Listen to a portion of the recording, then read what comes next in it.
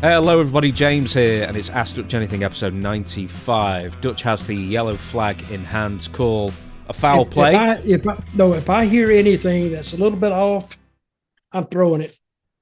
So, once again, this will be the quick intro. There's going to be a tiny bit shorter episode today because I've got to go. I've got to do my duties around the house. So, Dirty Dutch Mantell with 2 L's at gmail.com. That is for all your signed merchandise. Send a message that way, including books, trading cards, and whatnot. And also, of course, the most important email for this episode is questionsfordutch at gmail.com. That is the email you use to submit questions, and dozens and dozens and dozens of you do that every single week, and thank you so much for that. And that's what everyone on this list has done, including Sean. Sean says, Dear Dirty Dutch, have you ever wrestled an opponent, or do you know of any wrestlers who wore a wig or toupee? Thank you for taking my question, and love the podcast. Hey, the wigs, that's a very serious issue because some guys that have receding hairlines or who have already gone bald, you know, most of them just go ahead and shave their head, but not a lot of them. See, like me, if I was going bald, which I'm not, by the way, I got plenty of hair, but if I was going bald, you know, I would never shave my head. I wouldn't. I would just, well, I may shave, I don't know, but I've never had that problem. But there was several guys who, if they were even in fear of going bald and their hair was coming out, they didn't like you grabbing their hair. Also, now I do him all the time. What's the wig? What's the wig? So that told you, hey, don't pull his hair. And there was another that did wear a wig, and I can't remember his name. I think his name was Tony Marino, I think. And I met him in Florida, but I always knew him before that, like as always a Vince McMahon senior type guy. He worked up there, you know, a lot back in those days. I met him in Florida. And while he was in Florida, I don't think a lot of people know this, but he had a plane crash similar to what Bobby Shane had, except this plane crash, nobody got killed, but they did fly it into the Everglades. Almost the same thing. The story I heard, it was a secondhand plane. You know, nobody's going to buy a new one, a 4-seater, and they thought they was at 1,500 feet, and they were at 500 feet. And it was at night, and almost similar to the first crash that killed Bobby Shane. They flew it into the ground. They flew it however fast they were going, 150 or whatever. I don't know how you survive something like that, but they did. So, but he was on that crash, and I think I got heat with him one night. We sitting in the dressing room. I says, "Hey Tony, show us what the reaction was when that plane flew into the ground." Oh, he didn't like that at all, and I shouldn't have said it. That was a little more, you know, touchy than I expected it to be, but he got a little mad about that. But yeah, Tony Marino had thinning hair, and that's a very unpopular subject in the dressing room. The only ones that were like famous enough was Bruno Sammartino later in his career, Killer Kowalski. Mm-hmm. I'm looking up Layla Gray in AEW. She wears one, or wore one, fell off during a match. Stan Lane, I think we discussed, he briefly tried one, it didn't work out. I'm trying to think, was it... So Stan Lane lost his hair? He still had a head of hair, though. That's the thing. He just, like, as soon as, like, 2 strands fell out, he went straight for the wig option, and then that didn't work out either, kind of thing. But he had it weaved in, right? Yeah. Why do you think he wore that headgear? You know, that amateur wrestling headgear for ages? Stan Lane did that? I didn't know. When I knew him, he didn't do that. He was in Smoky Mountain. You were probably commentating his matches. I don't remember that. Yeah. Or I'd have said something about it. You probably did. Well, I may have it, but he wore a. I'm gonna have to watch that. I don't ever remember him wearing that, or maybe it's on tape and I just didn't see it. I don't know. But anyway, we'll move on. Right, Mike from Canton, Illinois says, "Okay, I don't know if this is still a thing, a debate, but I've been watching Mid-South every show, starting in 1980, and I'm into 1985 now. Jake the Snake Roberts never did the short arm clothesline in his first run, and in the 85 run until Dirty Dutch Mantell came to the territory. Dutch used it in every match. Jake didn't use it until he went to the WWF. So, who created the short arm clothesline? Dutch did." I did. We've talked about this before then, so you are the originator of said move, as far as you know. Well, I think I saw it. Of course, everything is kind of stolen from somewhere else, but I can't imagine somebody, when I started using it, nobody was using it. And it's such an awesome looking move. It's all according to the guy, or it depends on the guy taking it. If the guy takes it good, it looks awesome. If the guy just staggers around there, that kind of takes the pizzazz off the move. You hit him and he staggers around. But but Jake used it. I loved it when Jake did it. But I think I used it on Jake. I think I used it on him in a match when I was in Texas, and we was in some show, and I caught him with the short arm, and it's easy to do. It's better than running the lariat, they call it, that Stan Hansen uses, or Brody, or some of those guys. The short one's better because it's more concise, quick, and it looks better. So I guess I did introduce it to Jake the first time we worked together. First time I ever worked with him. And I hit him with the short arm, and he liked it. And he said, "How do you do that?" And I said, "Well, if you can throw a clothesline, it's easy. Not up to you so much. You just take a step back and boom, it's there. You don't have to time it out or nothing. Just stick your arm out there. But see, a lot of guys stick the arm out and they don't follow through with it. I always it was almost like I was trying to hit him in the jaw, except I missed the jaw and the punch would go by, but it was back here. So it looked good. So anyway, who was the guy who wrote this? I've already lost the page, for goodness sake. Mike. See how quickly you've forgotten here, folks. Mike. Hey, didn't Jake get a bit butthurt the first time you said that he stole the short arm clothesline from you? Do you remember that, or am I just? I do remember that. It? Yeah. He got a little bit touchy about it. But why? But see, the thing is, it's according to on what platform you use it. See, if you use it on WWE, I mean, I used this word on our last show. It's the gold standard of wrestling. So since he used it on that show before I did, well, I was copying him when people would see me. But the people that knew, like Mike, saw me do it first, he gives me credit for it. But Jake took credit for it. I don't care. He did it great too. So, next question, Bill from Gibsonia, Pennsylvania. Good morning, Dutch and James. I was looking at my WrestleMania 1 poster and saw Tito Santana wrestled the Executioner. Google said the Executioner was Playboy Buddy Rose. Did Dutch ever cross paths with the Playboy? I think I met him one time, and I couldn't even tell you where I met him. See, because you would go through, a wrestler can go through his whole career and never meet another well-known name because they never worked in the same territory at the same time. Yeah, Portland was Playboy Buddy Rose's.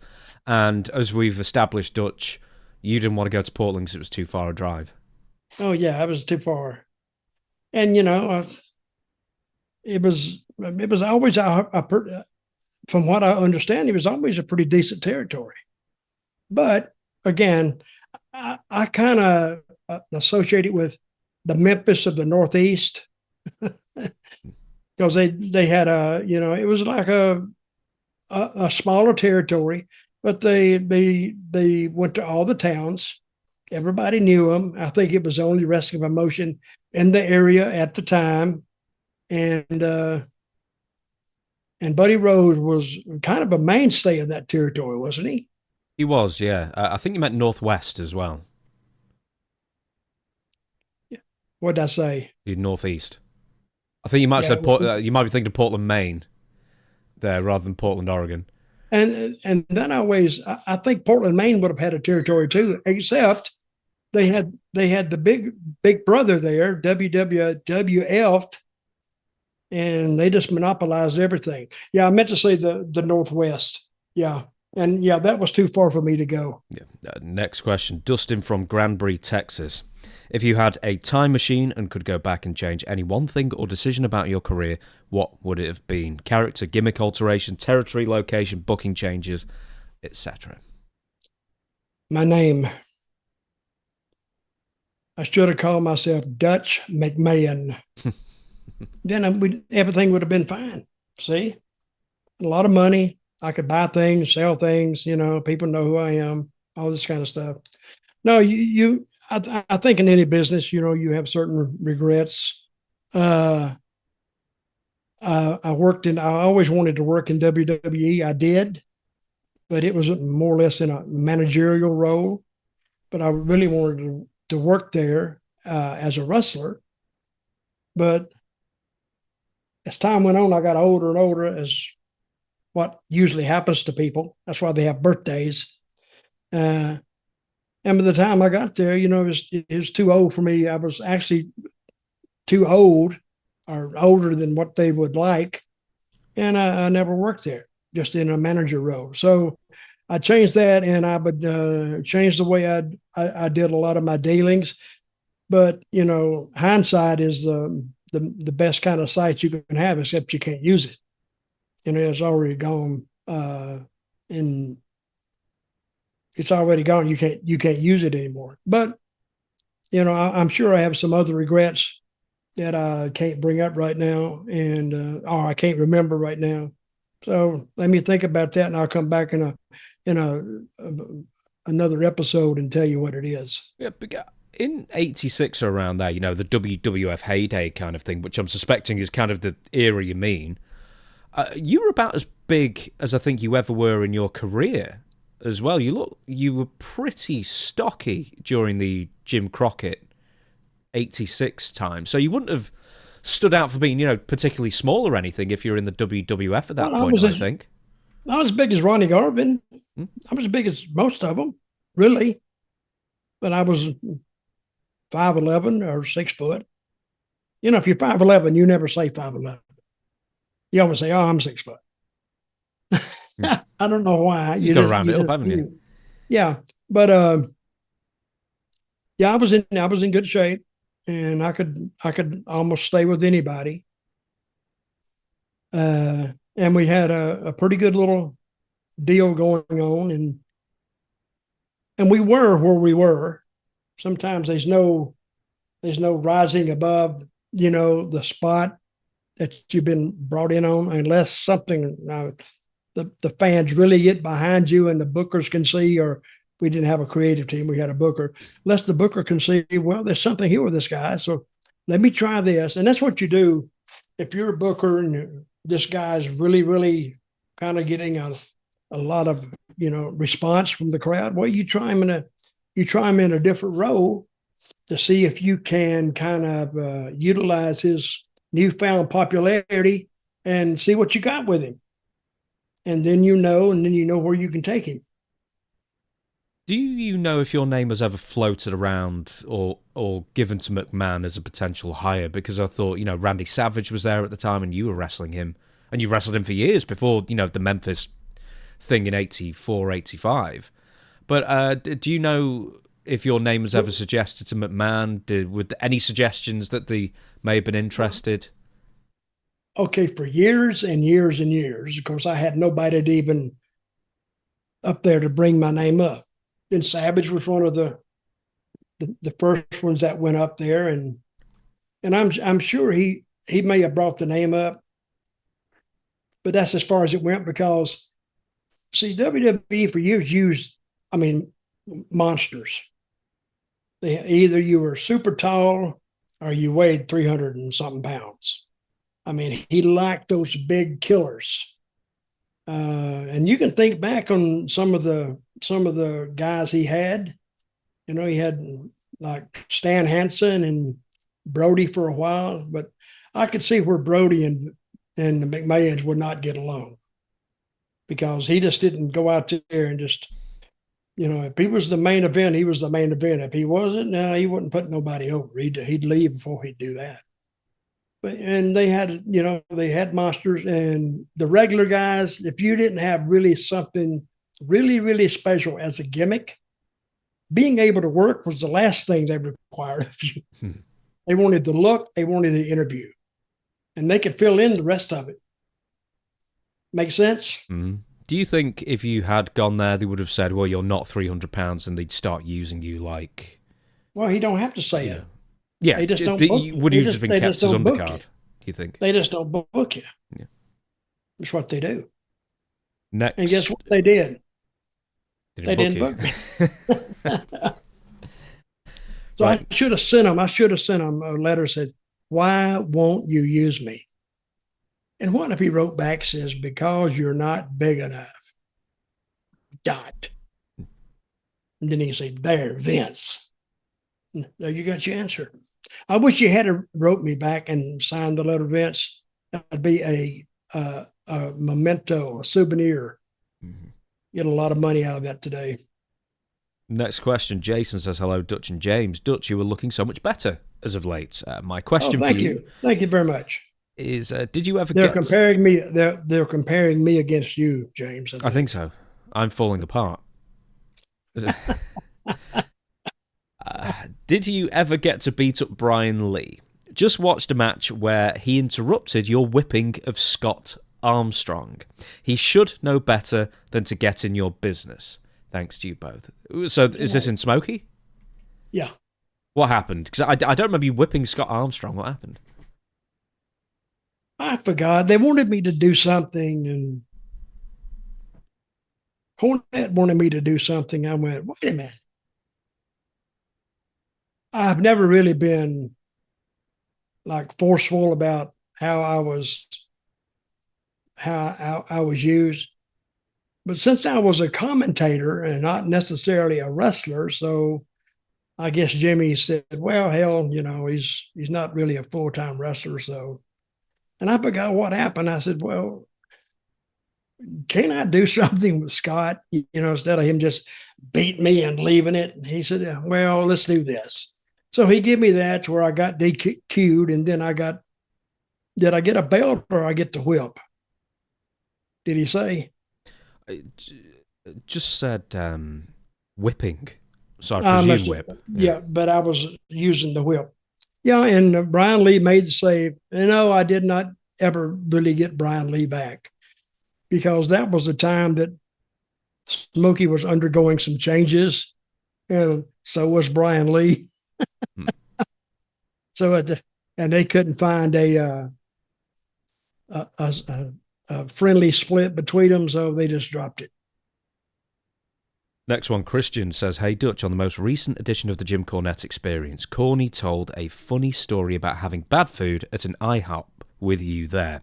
He said, fried eggs were microwaved. Forget it. Right, let's forget what he said, because you listened to it back and you remember it as clear as day. Oh, I remember it plainly. Take us to the whole day from beginning to end of what happened.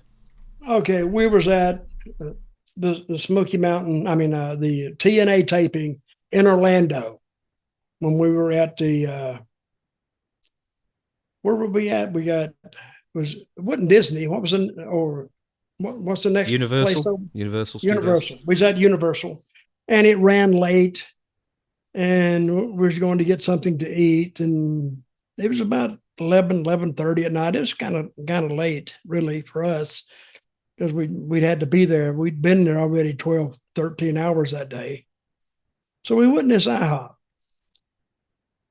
When Jimmy gets hungry, he gets irritable as hell.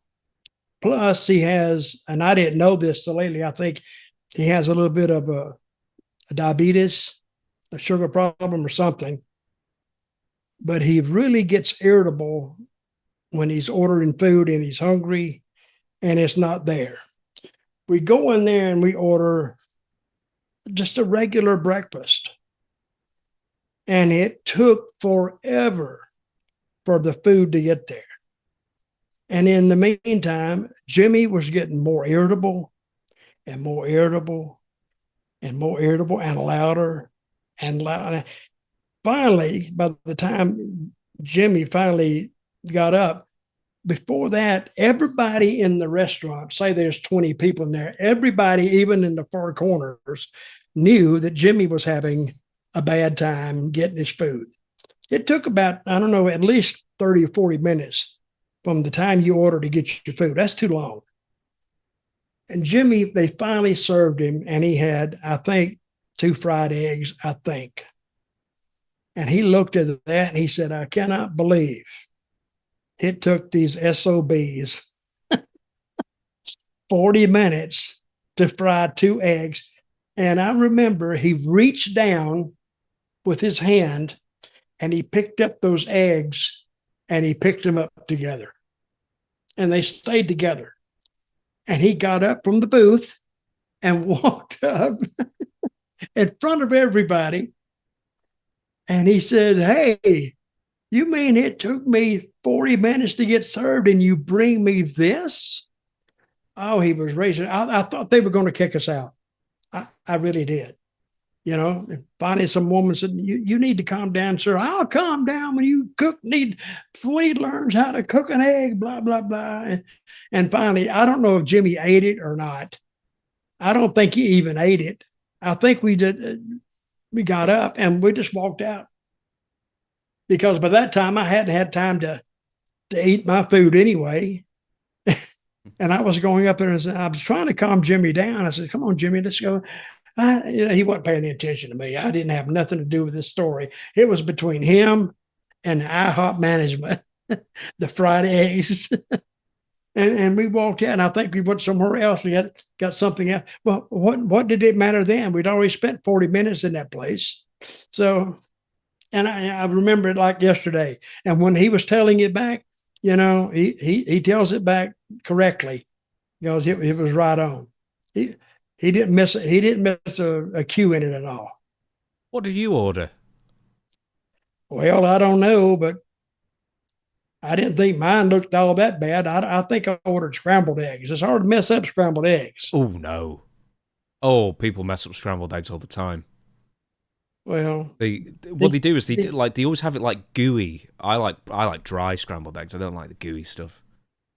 Well, I didn't think I ate my food because everybody in the restaurant were looking at us, and I'm like this. Oh God, come on, Jimmy.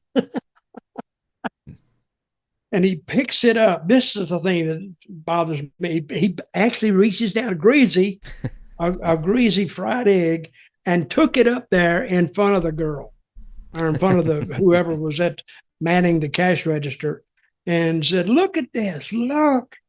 And when he said, look at this, of course, everybody in the restaurant turned and there's me and Jimmy standing up there and he's holding a fried egg directly off his plate in her face. And finally, I don't know where he put it. I think he just laid it down on the counter. So there you got 2 fried eggs laying on the counter. And he walked out and I said, okay, folks, we'll see you later. And I got out because I don't think they didn't charge us. I don't think. How could they if you left before? Yeah, before I don't know. I think they were glad to get rid of us. So we walked out and we went somewhere else. I don't even know what. I mean, no story can top that. So I've never even been to an IHOP. Are they notorious for being terrible? Are they notorious? Yeah. No, Jimmy liked them. IHOP's okay, I guess. But I tell you what, IHOP, I won't tell this story anymore if you kind of write to this show and give me some passes or something, some free food coupons. I'll drop it. You weren't there during the Dairy Queen incident, I know that. But are there any other Jim Cornette incidents in restaurants or elsewhere where a scene was caused? Jimmy was he's notorious for that. Hey, when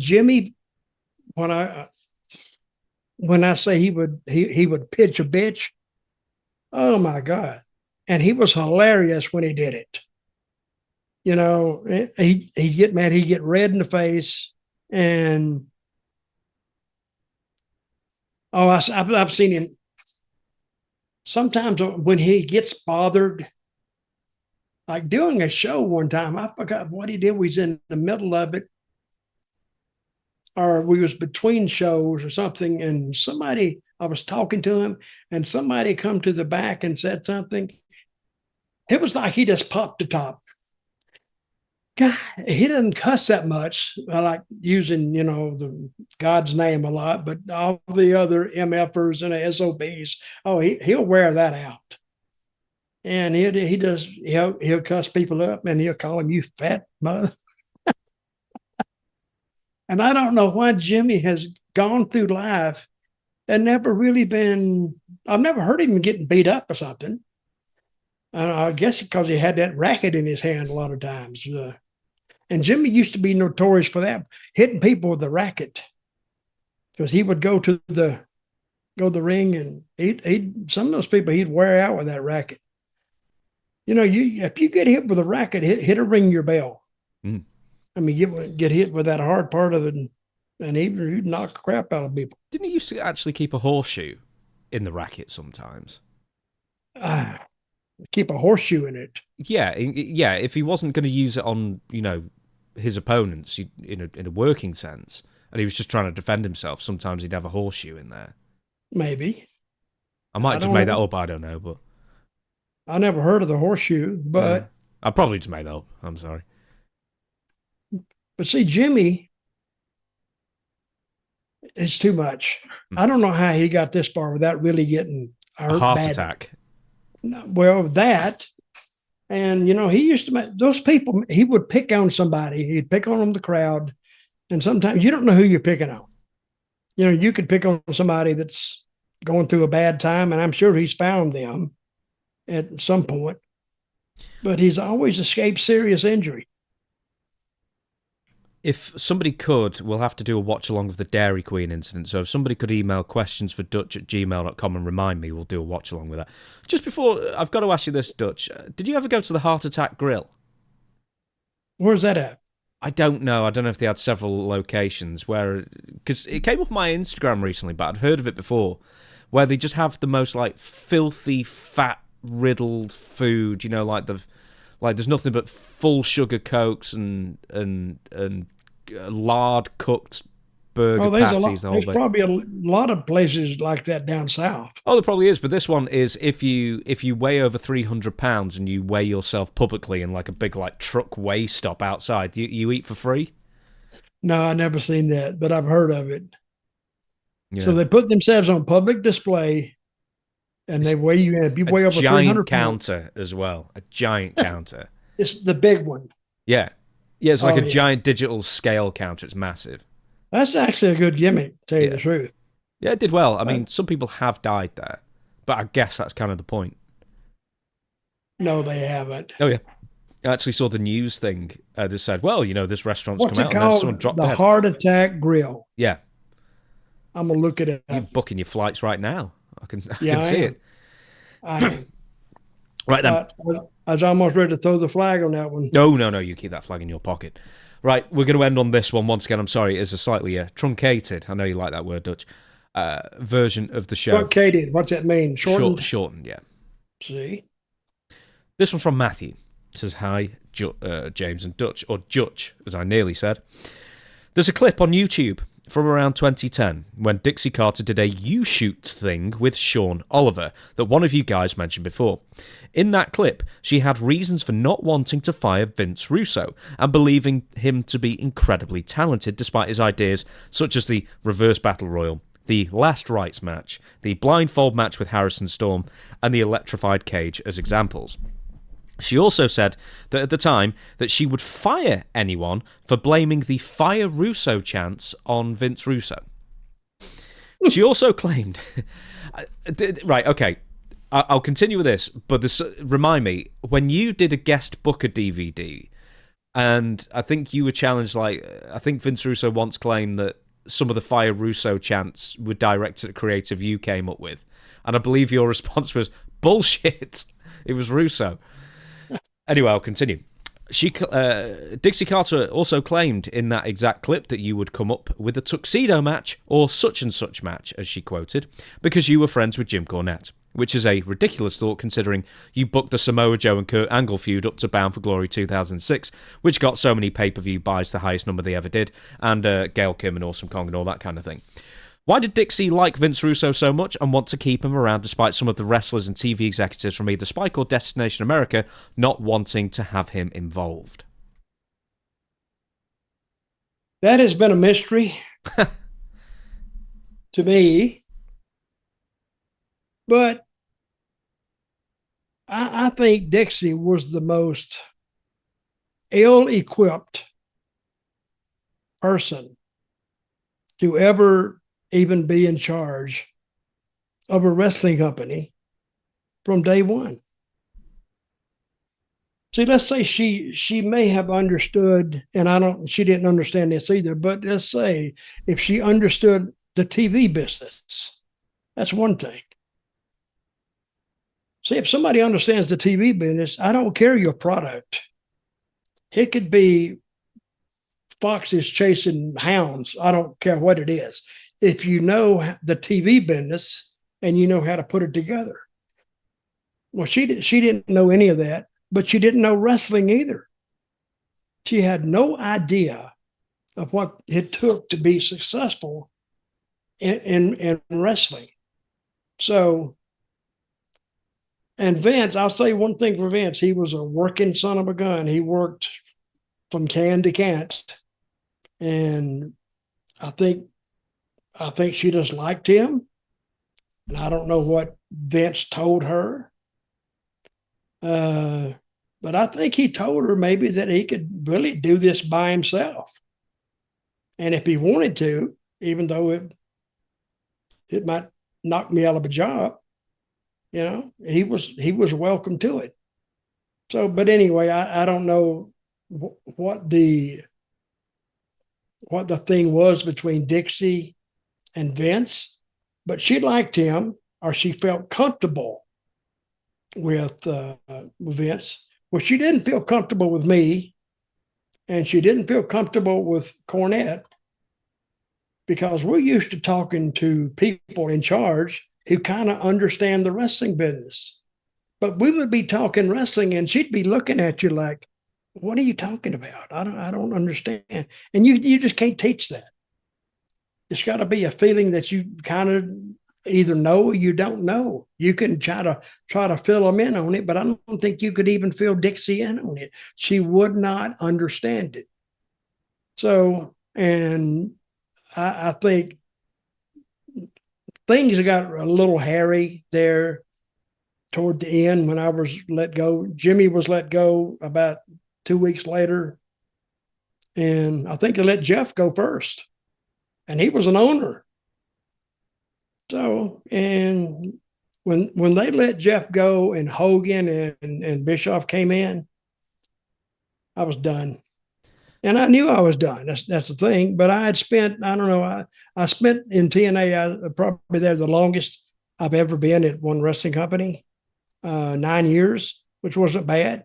So that means 9 years I didn't move around. That was good. But anyway, I don't know about Dixie. A lot of questions about Dixie, I have to leave unanswered because I don't know. And I never ask. How would you have to talk to Dixie to get her to listen to you? So, I mean, if you can't just use, logic and talk to somebody like they know what they're talking about, how would you have to talk to her to get your way, I guess? Well, I never really had to talk to her that way. I talked to her like she kind of understood it, because how else am I supposed to go in there and mamby-pamby her? If it was going to work, it was going to work. And but by her to say that I didn't really contribute, and I think that's what she's saying, that I didn't really contribute anything. I did contribute the finish to, and the angle with Joe and Kurt, and they kept wanting me to do something with them, or the creative keeps bringing up every week, we need to do something with Kurt and need to do something with Joe this week. I said, no, it's already said. There's nothing else you can do except talk about it. And I'd have them do interviews in the gym. And see, I was making them, instead of showing them on TV, I was having them just talk from a distance, and it's all going to come down to the pay-per-view. And I think the pay-per-view, did 80,000 buys, not 40. So, and this is another thing I didn't bring up. Because Dixie, every time we'd have a pay-per-view, she would call us together, but she never would really thank us. She'd say, well, it was a good job and blah, blah, blah, but never anything about the sales. Was it up or was it down? She came in one time, she said, well, it was up from last time. Up from what? We didn't hear what it was last time. So what was it up to? Well, that was conveniently left out. Well, hell, it could have been up 15 buys. That would be up, but it didn't give you an indication of how much it was up. See, that pay-per-view where we did the 80,000 buys, and I've heard different numbers on that too, but it is more or less understood that it was the Joe versus Angle was the biggest pay-per-view that TNA ever had. So, but she did say one time, it's up 10% from last time. 10% from what? We still didn't have a number. So 10%, it may have done 100 buys. So if it's up 10%, you did 110 buys. So that's what it was. Yeah, sometimes it was very difficult to carry on then. I think Dixie studied Vince and I think she wanted to invite Vince down one time.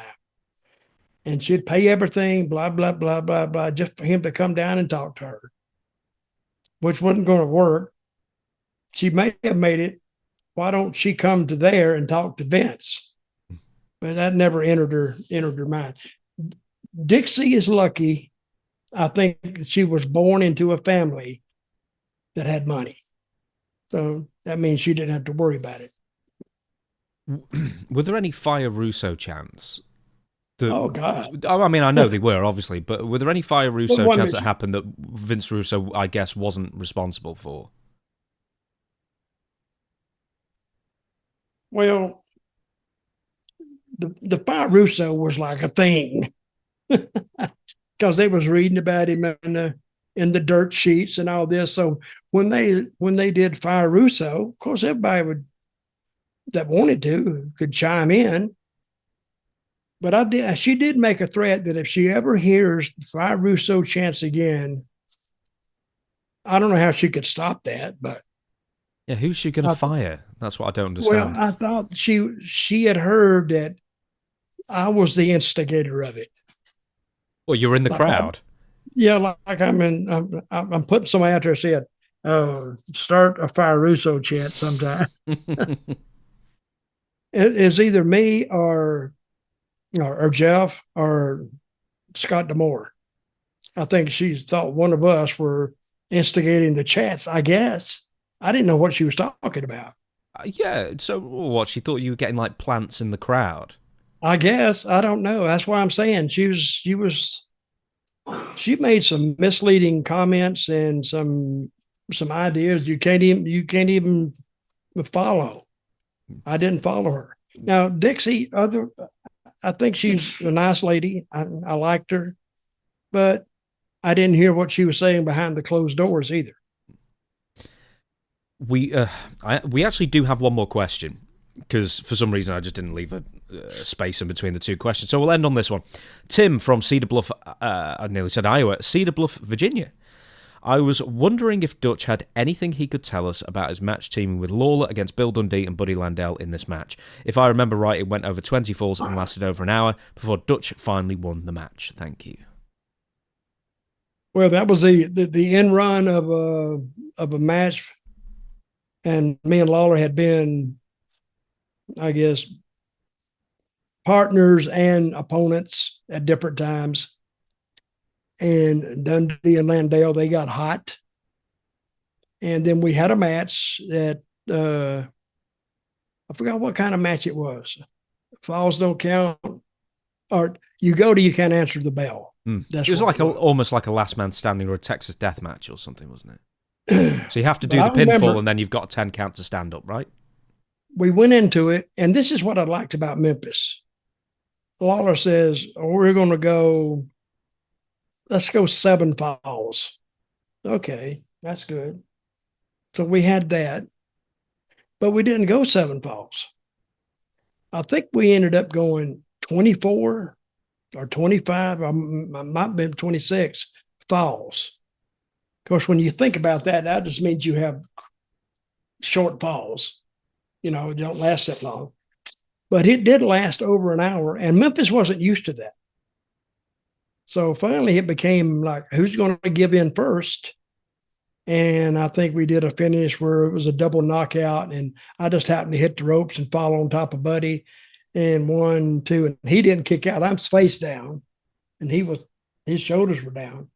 So we were both down, and they counted Buddy down. Yeah, I consider that really one of my better matches in Memphis, because, and the thing is, we didn't even know when we went past 7 falls. The Lawler looked at me and he said, "How you feel?" I said, "I feel good." I said, "I feel pretty good." He said, "Hey, Bill, how you feel?" "Good, mate, good, mate." And so we went 9 falls. Then we went 10. And okay, we're going. Now we kind of got the rhythm of it. Now we went 12 and then 13. It didn't matter. I lost a bunch of falls in there just to get it to go a little farther, because I knew I had to finish anyway. It doesn't matter. So finally I asked Lawler, I says, "How long are we going to go on this?" He says, "Hell, I don't know, till we get tired, I guess." And that's what we did. We kept going and kept going. And I saw the people start buzzing in a little bit. "Oh, this is different. This is different." And we ended up going like, I don't know, well over 20 falls. And it was an hour and 5 minutes, I think. I never have gotten the right time. So if Lance was still with us, I would call him up and ask him what the time was. Am I right in saying, Dutch, that was the very last sellout in Memphis history of the Mid-South Coliseum? No, that is the very last sellout. Yeah, I wrote in my book, I write the last sellout in Memphis. So, and they for wrestling, for that company. I don't even think WWE sells it out when they used to come there. They've sold it out, but that wasn't the last one. You know, the next week, I didn't realize this, you followed up that match 7 days later in the Mid-South Coliseum with a Texas Death elimination match. Bill Dundee and Buddy Landell defeat Dutch Mantell and Jerry Lawler in round 13. So you did another elimination match the week after. I didn't even know that. Or I'd forgotten it. But hey, those matches like that, no time limits. No, did it say how long we went? No. Very long. Oh, you mean in the follow-up match? Yeah, no, yeah, how long we went? No, it doesn't. I'm sorry. But 13, that they were used to it by then. So then they kind of understood it. I've just got to ask you this, Dutch, just before we move on. So I know you, after this, extended Memphis run, and you go to Mid-South and a couple of other places, but it's a very long Memphis run at this point. How come you just went to Mid-South. It was the UWF at this point in 1986, shortly before you went to Mid-Atlantic. And as best I can tell, and I'm going to mispronounce this, Searcy, Arkansas. Is that how you pronounce it? Or Searcy? Searcy. What about it? What happened? Well, you just went to Mid-South for like a day and then wrestled Frankie Lane. Oh. And then went back to Memphis. I went down for TV. That's what I did. I went down for Mid-South TV. Any particular reason? No, that's, they do the TV, and they wanted to get me on TV before I actually started. Do you know what's funny is, because you wouldn't go back to Mid-South, you'd end up at Mid-Atlantic, but just before you go to Mid-Atlantic, you spent the grand total of a couple of weeks down in Alabama where you're wrestling the Bullet, and then you lose Leave Town. That was a fill-in. Oh, who'd you fill in for? Do you remember? No, I just went down there and worked. Sometimes if you're just going in for a short spell, they can create one in just a couple of minutes. They say, "Well, hell, won't we do something with?" And Bob Armstrong was their big baby face there, and I come in and just works, beat him up or did something, and then we ended up with a loser leave town, and I was only 3 weeks in. So I'm thinking, well, what are the people going to think? So I come in there and it was in their mind that, I could actually, since I was new, they were going to continue to go with me and Bob was going to take a break, but he didn't. So he beat me and then I was done. There you go. And you become a tag team wrestler for 6 months or 8 months, or whatever it is, before you head down to me and Jaggers. Yeah. You and Jaggers. Where did you go to after and they wanted me to go to Florida because they had split the territory there and they wanted me to go to Florida. I said, nope, not doing it. I'm not going. And do you remember where you went straight after Mid-Atlantic? You went back to Alabama. I did? Yeah, I think so. And I you're don't remember that. So straight away, you defeat Adrian Title for the NWA Southeastern Heavyweight title. Okay. I think that was your first match in. So, coming in strong. I don't remember. See, vast periods in my wrestling career, I don't even remember. How could you do that? Well, I'll give you something funny here. You defeated Adrian Street in quite a number of loser leave town matches soon afterwards as well. So I suspect you just do a loser leave town in every single town on the loop, and then. Well, you used to do that. You book one card. See, a booker didn't have.